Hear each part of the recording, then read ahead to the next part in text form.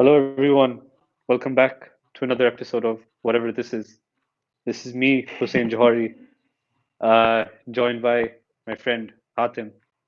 How's it going, dude? Good, how are you?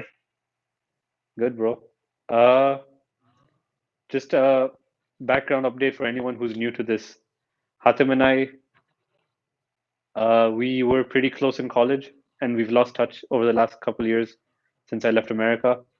And we used to have the most random conversations and shoot the shit. And he's been wanting to start a podcast for like years now. So we finally come around to doing this. Uh, we started with Four or One five Piece years after. 5 years Four or later. 5 years It's after so the original plan was 5 years ago, and the implementation happened 5 years afterwards. it takes some time for God to enlighten someone. Let's just keep it at that. Uh, yeah, this is just gonna be. We're gonna start a series or like a series of videos where we're just gonna talk about interesting topics that we think might spark a debate in the future. It doesn't have to be. It can just be anything and everything. That's why I call this segment whatever this is, because it just can be whatever we want it to be, which is super exciting and also nervous because it might just be really boring. So I hope I don't we don't bore you guys. But like last week, Hatim and I were thinking about a topic, and Hatim came up to me and he's like, "When do you think technology will basically go to shit?" Right? And like that's a really loaded question, bro. Like if you want to think about it, what like how do you define like technology can be in the most basic form of innovation? Uh, going back to like the one like the last two or three chapters in One Piece. Spoiler alert for anyone, but one of Vegapunk's names is literally Pythagoras, right? And Pythagoras was the guy who came up with the Pythagorean theorem, where the a squared plus b squared equals c squared. The hypotenuse is the quickest way to go about is the shortest length between the legs. And like in a weird way, I've been using Pythagorean theorem my whole life, in the sense that if I'm crossing the road, it's more efficient to cross it diagonally because you'll be walking less and saving more time rather than crossing it this way and then that way, right? Like there's just small instances in life where you like use Pythagorean theorem, for example, even though it might not be useful after like second grade. Uh, but like That's another conversation for another day. yeah, and like me and my sister were talking about it, right? And she's like, "This is just common sense." And I was thinking about like how it's common sense for us, but like back then it was like a huge technological breakthrough or just a scientific breakthrough which translates into technology 3,000 years in the future or 2,000. I don't know when he died. So like that's what I've been thinking. Like it's not slowed down even since Pythagoras invented the theorem. And how do I say this? Like even while walking back from work, right? I knew that we were gonna have this podcast and conversation kind of thing. So I thought about it. Us sitting like 2,000 years after Pythagoras, we think that this is just common knowledge, it's like common sense. Of course, anyone can just come up with this theorem. But like, think about the stuff we have right now, which is super complicated, like the internet. And like 2 or 3,000 years from now, there'll just be like kids like 10 years old making their own like cyber securities and networks and everything, like as if it's just like 2 plus 2 is 4. So like, when do you like? I don't see it slowing down because like everything we take for granted now was like a huge deal back then, especially like Pythagoras, the Pythagorean theorem. That's just one thing I was thinking about when thinking about just innovation, not just in a technological way, but science also leans a lot into technology, right? Right, of I don't course. know. This is just a huge setup. Like, I don't know what you think. Yeah, I mean that's what I forgot exactly what was going on that had this thought in my head about technology, but basically like your perspective is true, and the Pythagorean theorem is a good example. Like during that time period, and I just want to give everyone a disclaimer that there might be some inaccuracies in what we say, and I don't want it to be say that you should take everything in this podcast as a grain of salt. take it with like some weight because we're not gonna just pull things like BS out of our out of our mouth, out of our heads, but we're gonna try. But we're going based on what we know, and we could be wrong. So it'll Yeah, be a good discussion in the comments. bro. To ha- I'm a dumb business major, and Hatim's not even a lawyer yet. So like, what do we know? yeah, exactly. But what we do know is there's some basic knowledge, and we know the Pythagorean theorem is a thing, and I'm sure no one's gonna disagree with that. But my idea with it is that we assume that the world goes technologically in a linear fashion, like oh, it's always progressing, progressing, progressing. Eventually, there has to be a decline, and I remember reading a few years ago that this kind of started happening somewhat. They mentioned that computers were kind of stagnating in their development, and some older computers were actually better than some newer ones. So that's along the lines of what I was thinking. And another thing was watching the recent Joy Boy One Piece theory. He mentions about Atlantis and people considering that the world was more advanced back in the day, and Atlantis is a common idea of a continent that was so advanced, and then it got sunk because they were arrogant, and we don't have that technology today. So the really idea is, when do we start reaching that point where we're like, okay, we're not really getting any better, and we're just kind of just there. There's a big difference between decline and plateau. What do you mean? Like, do you like which one are you leaning towards?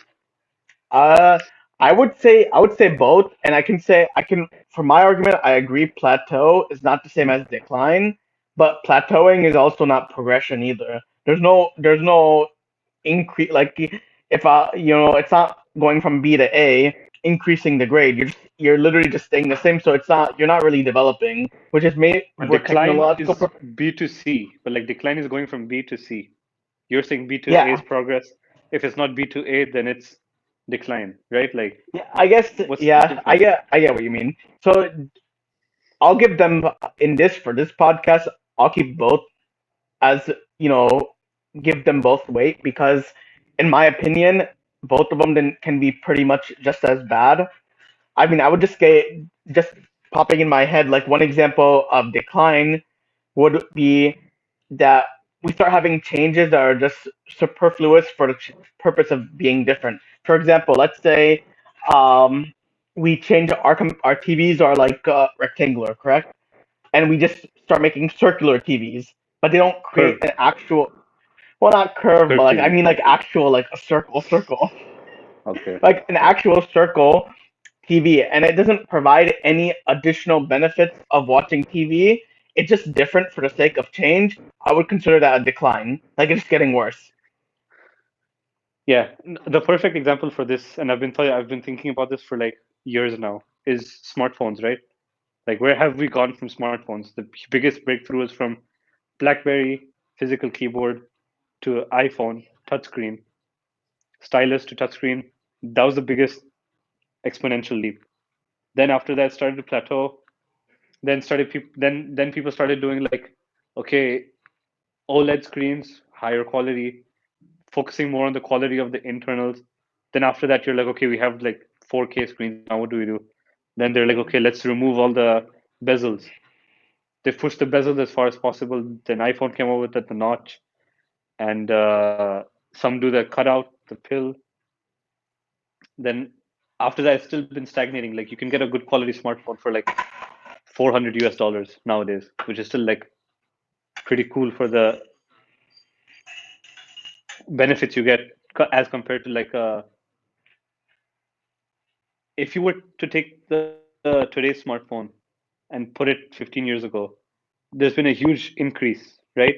So there's been exponential growth, but like I'm talking about the last 5 year window, there's not been much increase, and like because of that, they've been starting to have like gimmicks, like a folding phone, flip phone, folding this way, folding outwards. Like that's like the new gimmick. I still don't see like a case where I would need a flip phone or like a folding screen phone. I think I'm just fine with like having a straight phone, Yeah, just and one side. Don't need to fold it. honestly, your point is exactly what I was thinking. Like, is that flip phone, like, is it a progression, or is it just a plateau, or is it just declining in the sense that okay, we don't really need this. It's just superfluous change. Like my perspective is that many times people change things and they always consider that because it's changed, it's progress. But I disagree with that because just because something's different doesn't necessarily mean it's a good change either. And with the smartphone, that's a good example. We don't really, in a common person's life, you don't see much of a progression that you'll be like, okay, I need to this application or this function of the phone is so great. I mean, maybe cameras, but like people are still taking camera pictures of themselves. They're not selling it online. It's not professional pictures that people are taking with their phones. So it's like there's no big difference in the phone that you will say, oh, I really need a new phone because this will improve my life in XYZ. I don't Wait, know if that necessarily is there. it's crazy. Someone on Twitter, uh, he analyzed, as far as I know, he analyzed iPhone keynotes when they come out with the new phone over the last 10 years. And he analyzed just the time spent talking about the camera. And like the first iPhone keynote was literally like 1 minute, like less than 1% of the total keynote. But now it's taking like 10, 15, 20%. Why? Because there's no other innovation in the phone itself. The battery is still the same lithium ion, bigger battery. That's the best innovation you can get. Screen is the screen is OLED. Again, you can do like micro LED now. That's something new with the bigger screens. But to get that in a smaller screen will take some time. No notch or like a fully bezel to bezel phone. Fingerprint within the screen. Like all these are just like nice to haves, but they're not you need to have. Right. But I mean, you can But argue like those things. yeah, but like just another thing, right? Like Yeah, sure. tech companies are getting really good at marketing that you need to have this. Yeah. Like you need to have the newest phone because it has an always on display. Why do I need it? Just nice to have, but like you need it, right? Like I don't know. It's just marketing has also played a big role into like what you're saying. If you're not progressing, you're declining. But like marketing, the tech companies that market this stuff, they're just like it's still progress because we made a big change. But is the change worth it? Right? Like that's what you're trying to say. Yeah, I think in the perspective, like I don't want to get into like if people watch this video, like I don't want them to say that we're making a false dichotomy and saying that oh if it's not progressing it's declining. Like there is a plateau, but it's from my perspective, it's like if the technology is not giving any actual true utility, then it doesn't really have much like benefit. Like 4K does have a utility, like you can see the difference of 4K. Fingerprints Yeah. does have a utility, like so that's the argument that people might make that oh fingerprint technology, excuse me, fingerprint technology is useful because it's better for privacy purposes. I agree. So that's a good argument. 4K OLED is still important. Do you need it for your phone? Now, when you need it or not, it's a good question, but I can still see the argument in saying that's a progression in technology because it still makes a difference. You can still see a difference between the old phones and the new if a phone has OLED and watching videos on your phone. So you can still see that difference. Yeah. I guess the biggest thing you have to take into consideration in this topic, I guess, is the window of time that you're taking. If you give this iPhone or Samsung to like someone in the 1800s, they're gonna think you're doing black magic and you're gonna be castrated and hung the next day because you're a witch, right? Like that's just how it is. Like, but in the last 5 years in the smartphone industry, there's not much. All I can think about is like getting the notch and then making it smaller and then doing a cutout, increasing the battery, and now folding phones. So like, but apart from that, I still think techno. We just got too focused on the smartphone thing because like I've been an enthusiast for a while. I still think there's a lot of room to grow for technology in general, especially with okay, I don't know what it means exactly, but like this blockchain technology coming up, I still don't know how to explain it to someone. I understand it within myself, but I don't know how to like explain it to someone as if they were five. I know it's like a basic ledger, but like there's so many more implications with this ledger for the future of uh, transactions at least. And I want to know how far this goes just beyond banking or like yeah, just beyond banking. I don't know it's just going to be an interesting space to see because that's like the biggest innovation we have right now after the internet, after the industrialization, I guess. Like there's nothing much going on Well, other than that. yeah, so the blockchain stuff is very interesting. I'm not very knowledgeable on exactly all. Like, I understand it to some extent, but not completely, obviously, because it's very complicated. But that's a good point too. Like, we just want to see where this technology's actual, like, the use will go. And I think along with that is a good example, NFTs. Like, NFTs are cool, but I guess you could argue it's artwork. But exactly, like, just because you can do it, is that really a progression? It's like, I guess it's a progression in technology in terms of that no one had it before, but its utility is very limited. But I guess you again, people will argue that it's art. NFTs right now are getting a bad rep because people are making random pixel art and selling it for millions of dollars, and then people buy it, and then the value goes to shit. The value, like, there's no value proposition in NFT art. But like, I've been following this guy called Gary Vee online, and he's been giving some real life utility for the NFT technology.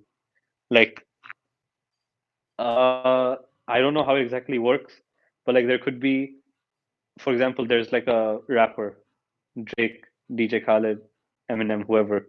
They come out with a song.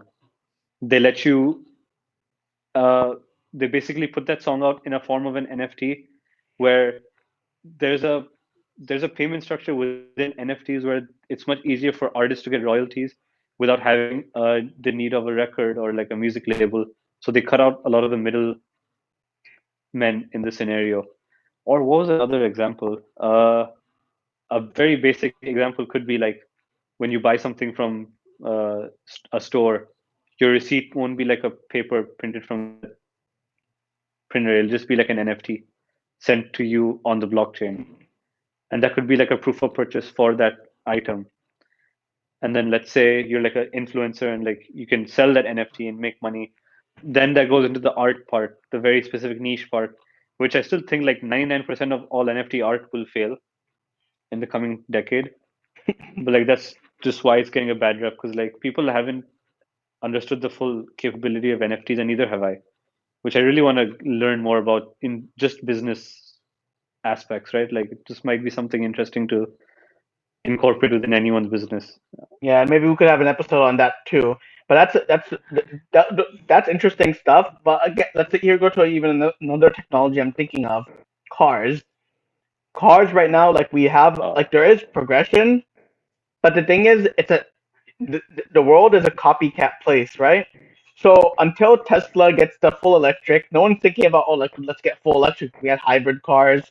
We had mostly hybrid. I don't know if we had plug-in hybrids at that time. But with Tesla getting full electric, people want to copy that and create full electric. So that is a progress for sure. Like I'm not gonna debate that electric cars is not a progress. It's it's different. It's very different from gas powered cars. There's also another car that's coming out. I just want to mention this, that in California, it's like kind of like water powered, like it's hydrogen powered. So it's uh, only going to be sold it's only sold in California. But those are progress, but it's a copycat game, like people are only going to do something different that's beneficial if other people are doing it and they see a benefit. It's a profits thing. I'm not going to change the gas powered car into electric unless I know consumers are going to take it. So technology is very pushed by companies to actually have those progressions too, I feel like. it depends on the industry, right? Like again, I don't want to make this just a smartphone debate, but that's just my best domain. The first movers in smartphones are Samsung by far. They come out with the folding phones first. They're spending a lot of money on R&D just to figure it out.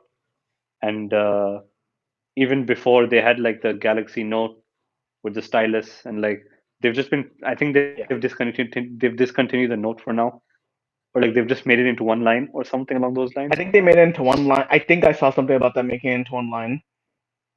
Yeah, and then there are the people who move after the first movers, which is basically Apple, right? Like they wait for a while. They see if this folding phone is working and consumers are buying it, then they will copy it but add their twist to it. But then there are people who just copy for the sake of copying, right? Like Apple came up with a notch. They'll be like, thousands of random Chinese suppliers with random phones which just have the same notch as Apple.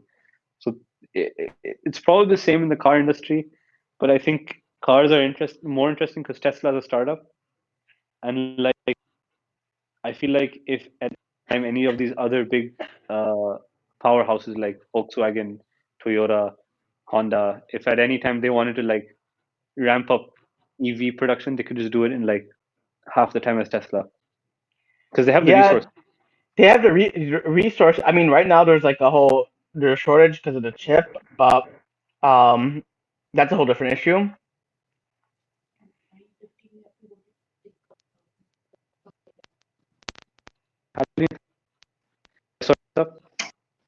I was saying that I mean, with the chip issue, like they kind of are limited in the resources currently. But generally, yes, you're right that everyone could technically, possibly, maybe have the money capacity to just go all full EV if they really wanted to.